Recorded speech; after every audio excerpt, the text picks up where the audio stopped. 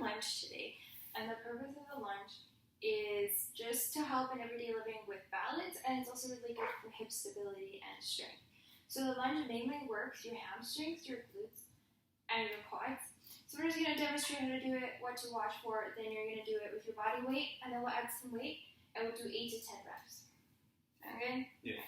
So we're just going to do simple forward lunges and set back. So you're going to do a forward lunge. You're going to want to bend the back knee, make sure that the front knee does not go over the ankles, and then you're going to want to put, kind of suck in your belly button to your back so that your core is nice and tight, your back is straight, you're looking ahead. And then you're going to push off with this leg and shift your weight back to your back leg. And then you're going to step forward with the other leg and push off. So I'm going to get you to do a few. Make sure you're kind of looking ahead, straight back. Okay, so your knee is kind of going over your ankle. There you go. If that happens, you just bend your back. Like a little bit more. So you can pick up your weights. Try to do 8 to 10, and we'll alternate legs. So Okay. one, that's like 1 rep. Okay. If that makes sense. Yes, ma'am. Okay. Yes. Ready? Are you ready? Okay. That was a tough movie. 2.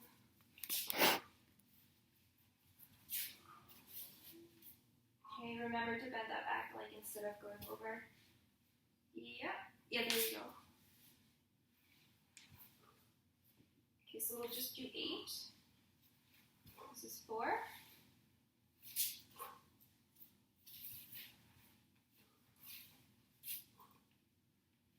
So yeah, you can feel that you really have to work on balance. 3 more.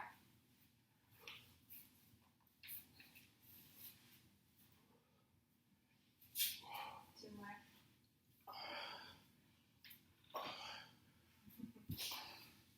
Okay, last one. Okay, good.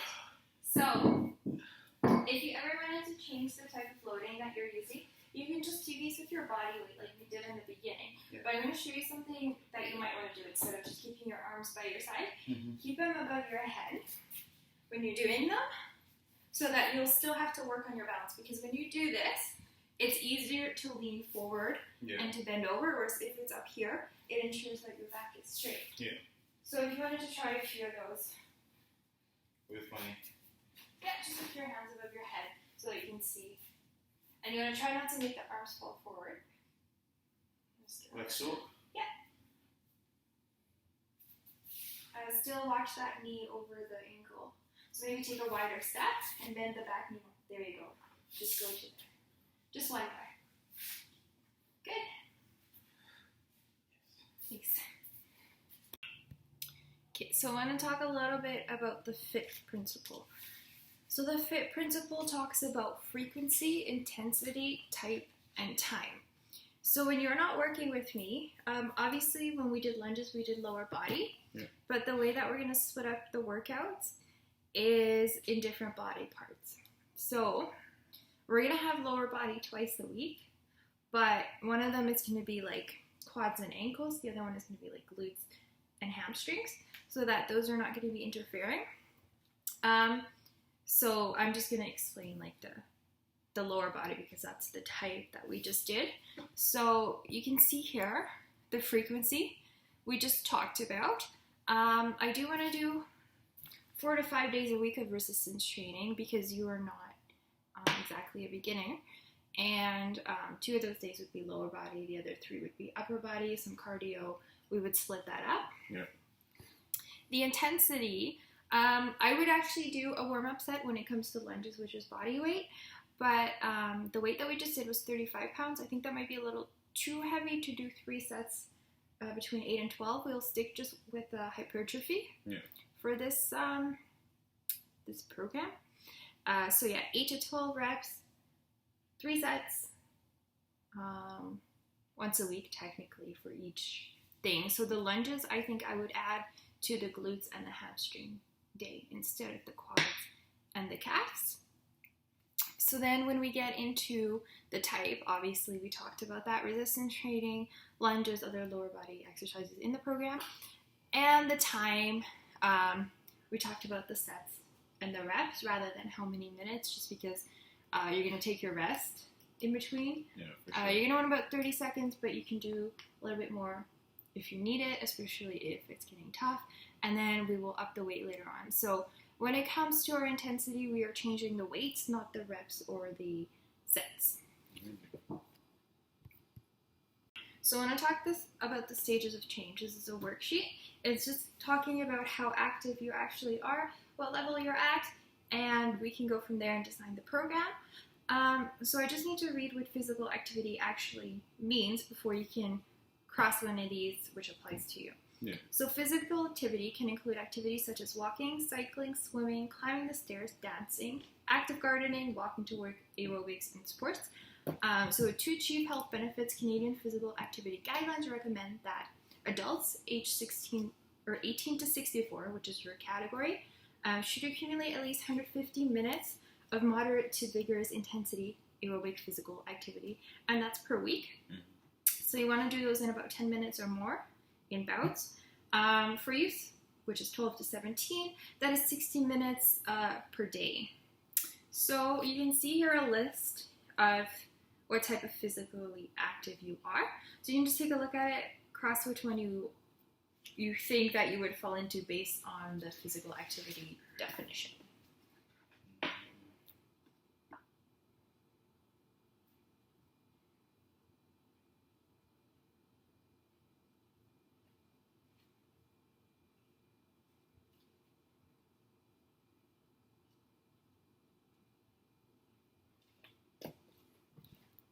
So you cross, I participate in regular activity and have done so for more than 6 months.